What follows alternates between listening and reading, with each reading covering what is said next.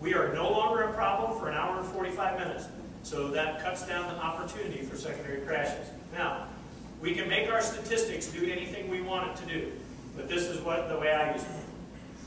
This shows we take the 1 hour and 45 minutes times 140 times 4. Why do I do that? Times 4. That's how long it's going to take me. For every minute that I have it shut down, it's going to take me 4 minutes to get it back to its norm.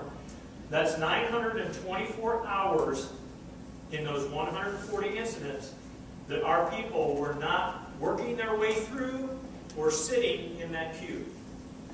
Significant? Absolutely.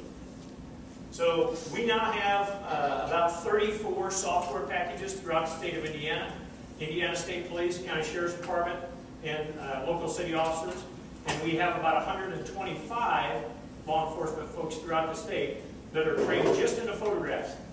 I'm not a software guy, so don't give me the software, but I work crashes, so I can take those photographs. So I have 10 markers. I go out and I take the photographs. I send it to one of our crash reconstructionists, and if it needs to be reconstructed and I need that for court, then he can put that stuff in there. Doesn't have to be done tomorrow, doesn't have to be done next week. It doesn't have to be done until the day before you go to trial. So this also cuts down on some time that our crash reconstructionists are spending reconstructing crashes that don't need to be done. Anybody see this on TV? October 22nd, 2009? Nope. That is I-69, northeast corner of Indianapolis. This is the one I was talking to you about that we lost the intersection for 4 days. This is our busiest intersection in the entire state of Indiana. I-69, northeast corner of Indianapolis, southbound to southbound 465. Semi-tractor trailer coming down here with 9,001 gallons of liquid propane. It's a 2-lane around the curve. He is on the phone. He's 73 years old. Had a couple people say, was it a cell phone or digital, or a dial phone? He's 73 years old. He's on the phone. He goes across center line. There's a car there. Car honks the horn.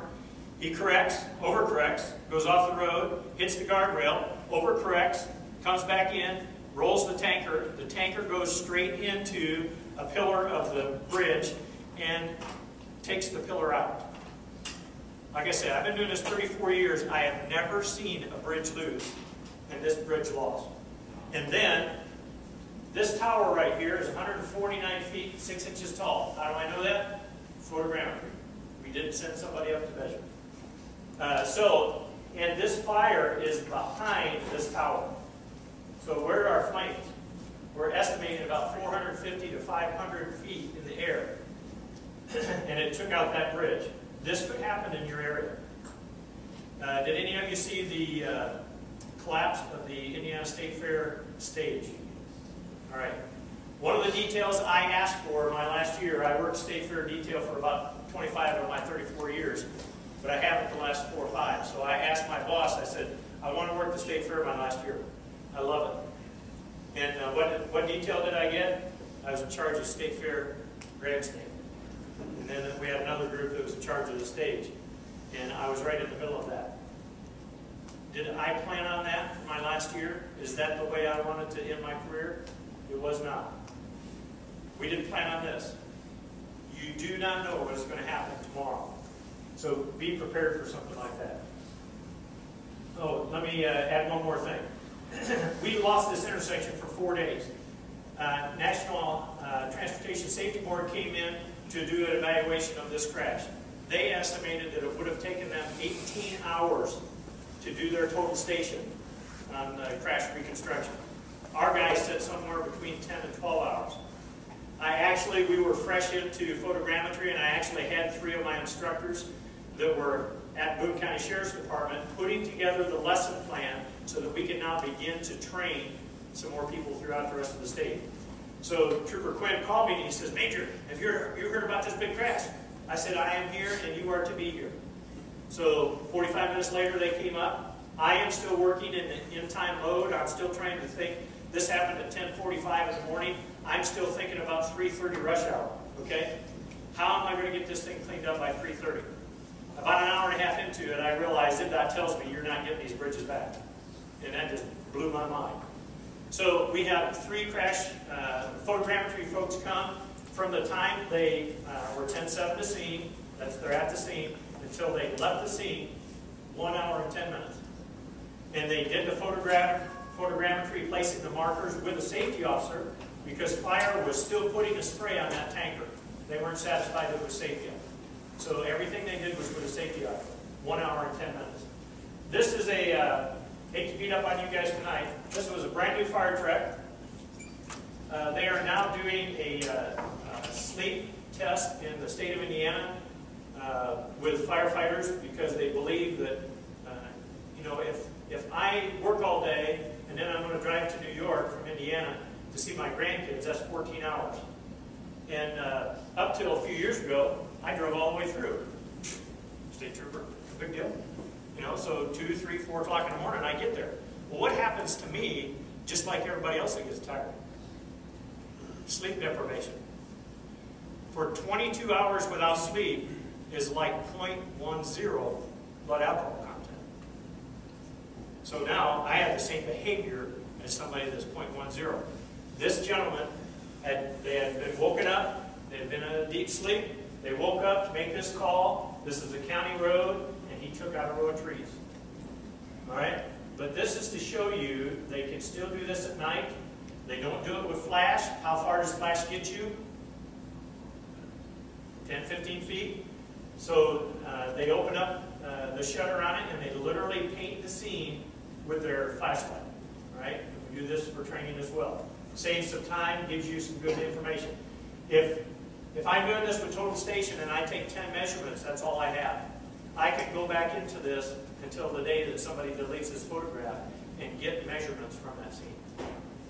All right, the D drivers we have to worry about. The drunk, drug, drowsy, distracted, or just plain dumb. And we have an increasing percentage of the just plain dumb. Okay? Now, I am not a dog lover. My captain was, or is. But even if you're a dog lover, this is not too smart. But we see this kind of stuff all the time. I was we had a crash in a small town. I was directing traffic, and I almost got run over, this little 17, 18-year-old girl, because she had a girl next to her in the seat, which is bad enough because when there are 2 of us in there, we're doing this. But she also had the phone in her hand, or up to her ear. And I literally had to hit the trunk or the hood of the car with my hand to get her attention to stop from hitting me. We have to do this all the time. We have to get people's attention. But there are some things that we can do to protect ourselves from these D drivers.